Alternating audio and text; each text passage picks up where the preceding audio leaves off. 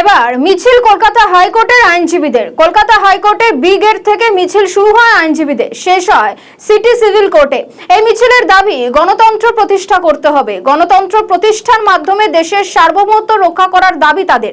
মিছিলের সামনের সারিতে নেতৃত্ব দেন বিকাশ রঞ্জন ভট্টাচার্য সহ আরো অনেকে। সেই ছবি আপনারা দেখতে পাচ্ছেন, একেবারে হাতে প্ল্যাকার্ড নিয়ে তারা বিক্ষোভ দেখাচ্ছেন, পাশাপাশি পোস্টারও রয়েছে এবং সেই পোস্টারে লেখা রয়েছে ধিক্কার, এবং স্বাভাবিকভাবে সেখানে আরো লেখা রয়েছে সেফ ডেমোক্রেসি এবং সেফ কনস্টিটিউশন। এবং স্বাভাবিকভাবেই আজকে আইনজীবীরা তারা মিছিল করেছেন এবং এই মিছিলের সামনের সারিতে নেতৃত্ব দিয়েছেন বিকাশ রঞ্জন ভট্টাচার্য এবং সব্যসাচী চট্টোপাধ্যায় সহ আরো অনেকেই।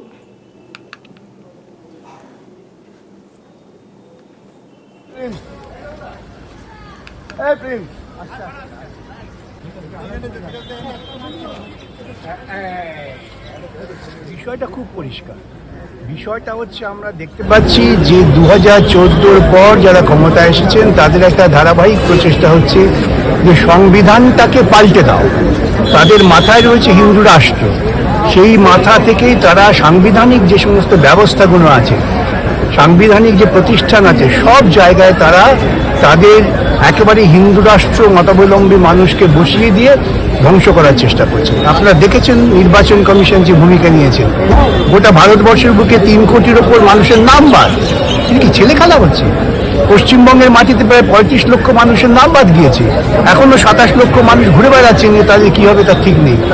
মানুষের জীবনের অস্তিত্ব সম্পর্কে একটা ভয় তৈরি করে দেওয়া, এটা এক ধরনের ফ্যাসিবাদী ঝোঁক যেটা এই সরকার লালন পালন করছেন।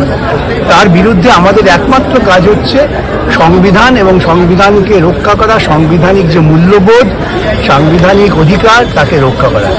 পশ্চিমবঙ্গের মাটিতে আমরা ইতিপূর্বে কখনো দেখিনি এইরকম এক ধাক্কায় সমস্ত হকার উচ্ছেদ হয়ে যাচ্ছে সর্ব জায়গা থেকে।